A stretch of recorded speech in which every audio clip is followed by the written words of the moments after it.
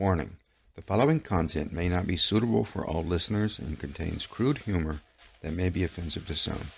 Listener discretion is advised. Welcome to Satire is Not Dead.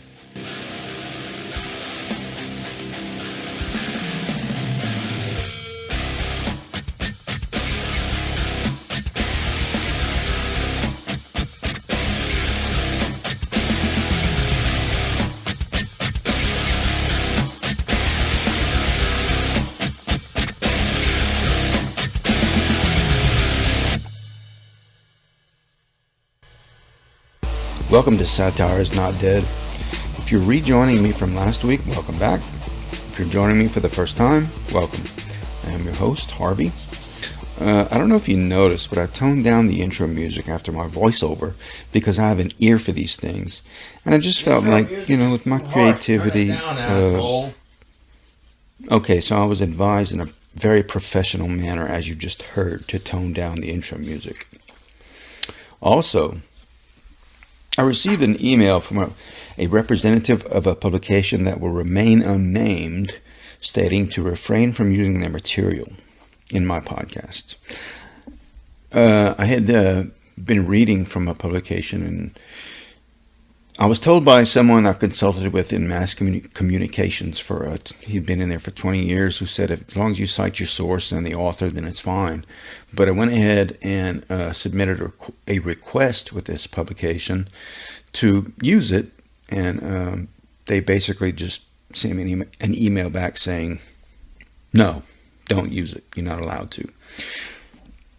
So that's fine. I have to imagine that the request of the the creator of the content supersedes anything else. So I won't even try to pronounce or spell his name, because chances are I'd butcher it all to hell. But it looked like if you've ever seen those magnetic alphabet that people put on their refrigerators so their kids can play with them and learn how to spell, it looked like some child who didn't know how to spell scrambled the whole bunch and then split them into two groups, and then you have this guy's name. I won't, like I said, I won't try to pronounce it, but I will say that there are two syllables I'm sure of, k and l, and you can kind of figure out the rest. Now, before I get started, this story is a true story. And I want to assure those that listen to this podcast that I'm not making light of the victims' deaths, but bringing to light the dumbass behavior of the person who perpetrated the crimes, and just kind of showcasing their stupid behavior and being the asshole that they are. So, with that being said, today we start in Dresden, Germany. Meet Laurent F. and his estranged wife, Marietta F. Laurent was a construction subcontractor and had been living in Dresden, the capital of the German state of Saxony, since 1992. His building firm had got into serious financial difficulties, and Dresden, being distinguished by the celebrated art museums and classic architecture of its reconstructed old town, and the city was basically going through a revitalization and restoration of sorts. It may have been one of the reasons he wasn't successful. Maybe he didn't have the skills to work in Dresden, because restoration and new construction are two totally different things. And 2 years ago, his wife moved out of the family home.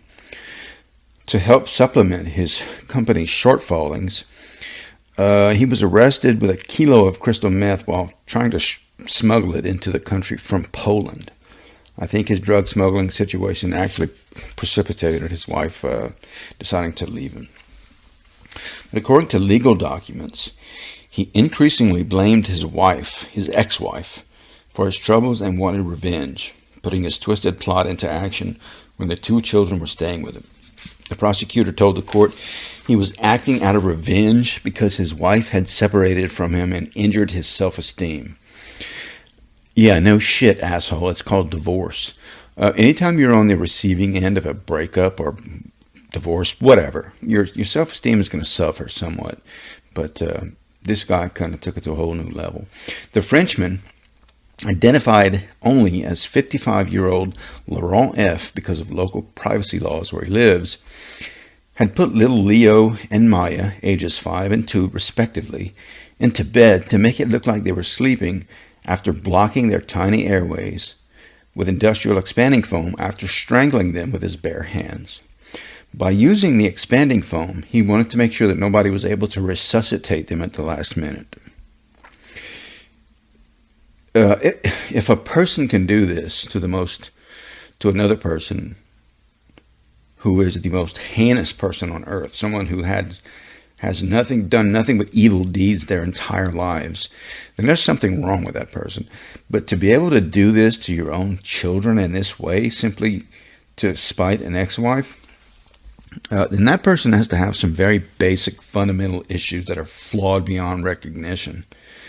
This guy was basically a time bomb ticking away over the years, and this divorce or separation, whatever it was simply a catalyst to these deep-seated leanings he had. But I'm not a shrink, so what do I know, right? I would like to have been the guard on duty the first time this piece of shit was booked in.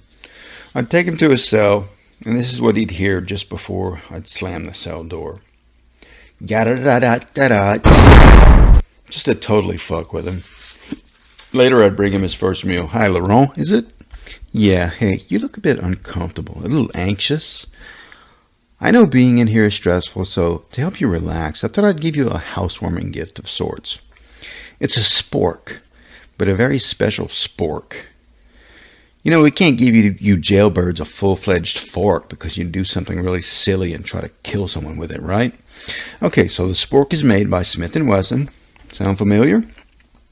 And what it is a spork that is shaped like a handgun, and the end of the barrel is shaped like a spork. But don't worry, it's just a novelty item. So what you do is scoop up some of those mashed potatoes with the spork. Go ahead, give it a try. Now bring the potatoes to your mouth and stop. You don't even have to put the potatoes in your mouth. You simply open your mouth and pull the trigger, and the spork puts it into your mouth for you. This thing is going to save you so much time and energy you won't believe it. Go ahead and pull the trigger. No, don't worry. I told you it's a novelty item, silly goose. So go ahead. It's going to be great. You're going to love it.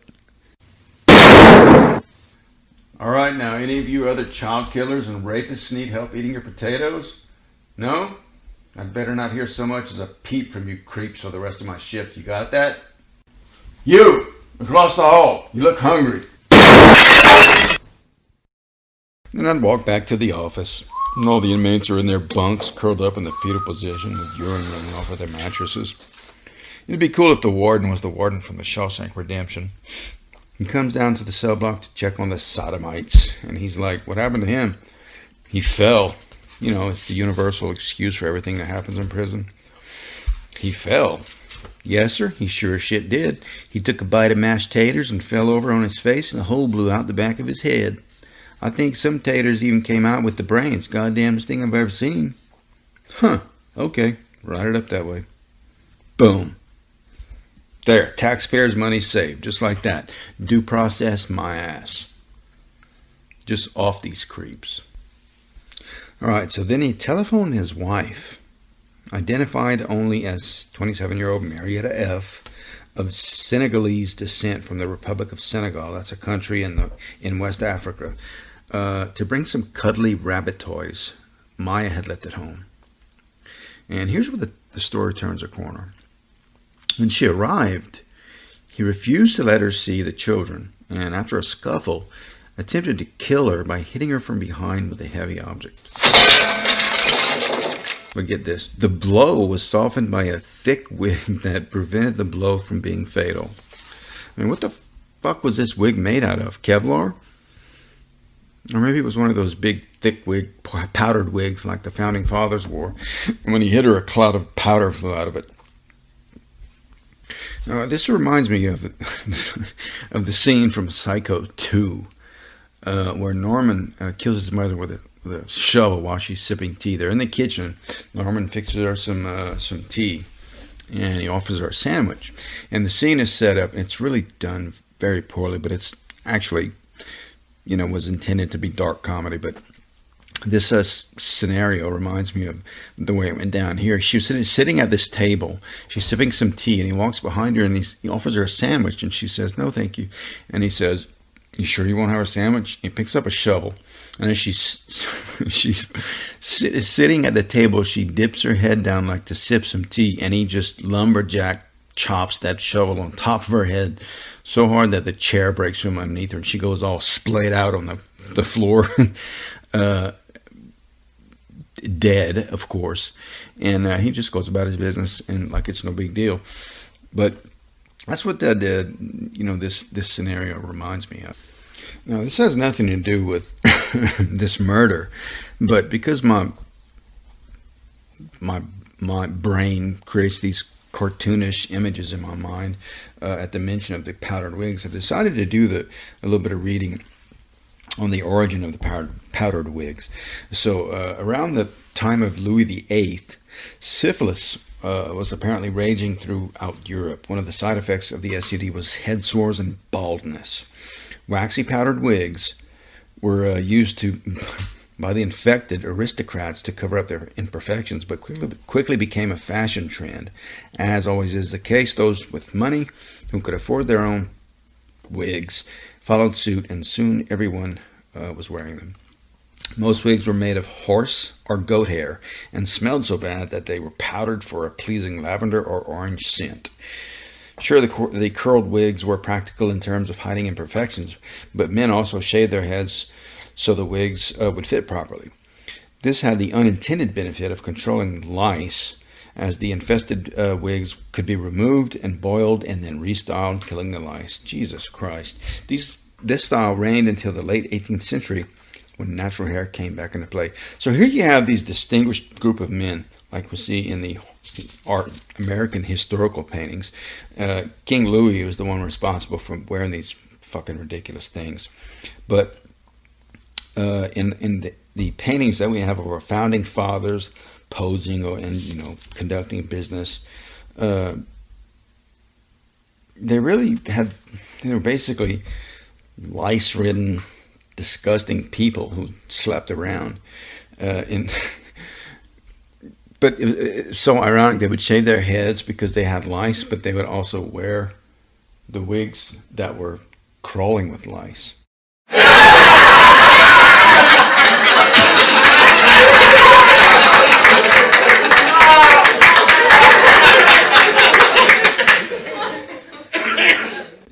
Imagine being in one of those meetings, posing for the paintings.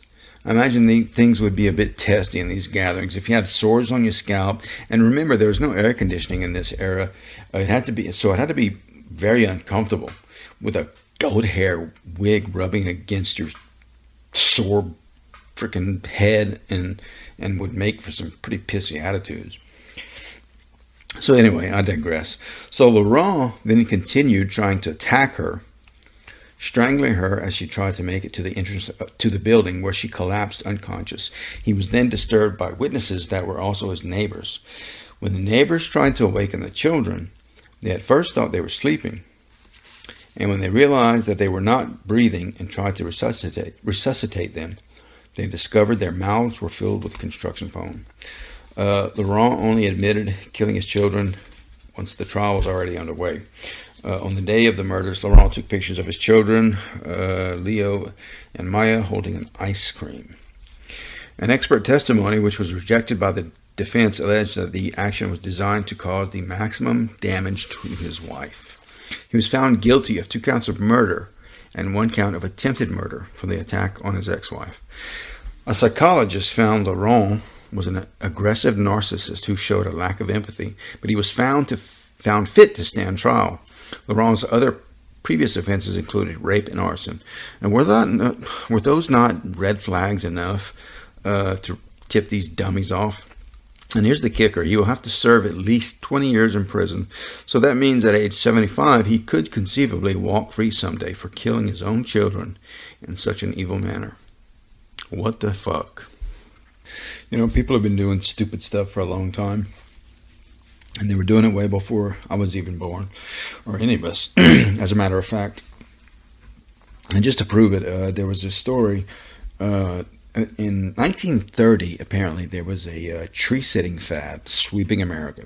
And any of you that listen to that badmouth video games, I want you to pay attention to this, because this proves that Video games aren't as bad as everyone says they are.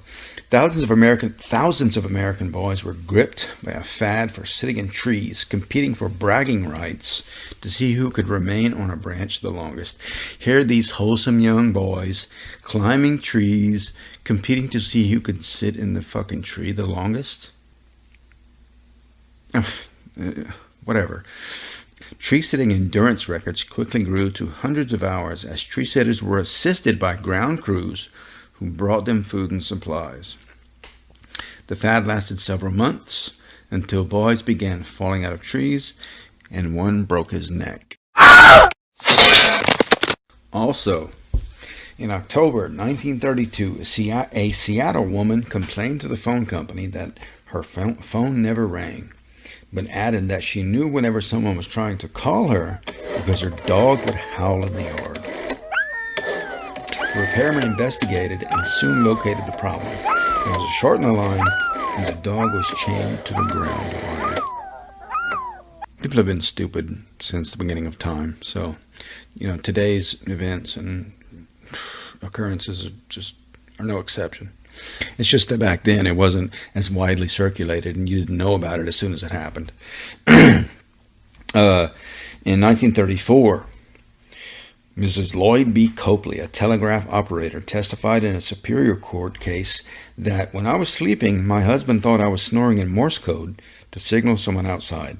Driven to a jealous rage by this belief, the husband pounced on his wife with all fours, blackening her eyes and beating her. So the judge took the case under advisement. Under advisement. He didn't do anything about it. He just took it under advisement. 1934. So you could beat the shit out of your wife and just basically, they'll think about doing something about it. Whatever.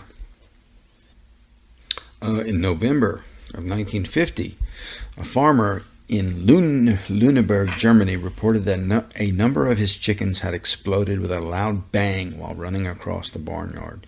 Investigators concluded that the chickens must have eaten bits of carbide left behind by Allied soldiers during recent maneuvers. When the carbide combined with water in their stomachs, the resulting gas caused them to blow up. In November 1955, in Jonesboro, Arkansas, a woman pulled into a gas station and whispered to the attendant that she suspected the guy behind her, who had been following her closely, was drunk. The guy behind her, it turned out, was a driverless pickup truck, its bumper locked with the woman's rear bumper. Police charged the woman with driving while intoxicated. A long time ago, when I was a kid, every vehicle had a ball hitch of some sort on the backside, and the front bumper on all these vehicles were at just the right level to where if you bumped them, the bumper would slip over the ball and they would basically be hitched. And you had to, I remember there were guys who'd stand on the bumper of the car that had the ball hitch and jump up and down on the car to try and unhitch the goddamn things. But that's what that was all about. Because, back then, every part of a car was made of steel. There was no plastic wrapping and all this bullshit that we have today. So there was a lot of people who didn't know how to parallel park would, run into the back of some other vehicle and, get lodged up on the ball hitch of the vehicle in front of them, and then they'd be stuck. And finally, back to this day and age, a couple of men who wore a watermelon on their heads while stealing from a convenience store have been arrested. The two suspects were from Louisa, Virginia, and yes, they were actual people with watermelons on their head. It caused quite a stir after they used watermelons as face masks to allegedly steal from a convenience store in a small Virginia town. The duo pulled up in a lifted 2006 black Toyota Tacoma pickup truck and entered a Sheetz store in Louisa on May 5 while wearing carved-out watermelons with holes cut out for their eyes, according to the Louisa Police Department. One of the two suspects was arrested on Friday, and police are still looking for the second suspect. But one of the guys approached an employee at the store, and they said, "So what's up with the mask?" And this was his words: "It the corona mask." The 20-year-old suspect who was arrested has been charged with wearing a mask in public while committing larceny, underage possession of alcohol, and petty larceny of alcohol. This is definitely not something you see very often in Louisa. A customer said, "We're a really nice, quiet town with a lot of hardworking people, and something like this is pretty unusual." The customer told reporters she thought using melons as face masks is ridiculous. Really? You think so? The amount of work that you have to do to actually hollow out a watermelon to stick it on your head, I think, is kind of crazy, she said. Why? Why would they do that? It's so stupid. So there you have it. For this Monday, June 1st. Can you imagine we're already halfway through the year? Unbelievable. Please, if you like what you're hearing, download, share, like, tell your friends about Satire is Not Dead, and you can also find my podcast on Spotify. I'd like to hear from those that listened in the comment section, so please leave a comment. My name is Harvey, the host of Satire is Not Dead, and I will see you 1 week from today. Thank you all for joining me, and have a great day.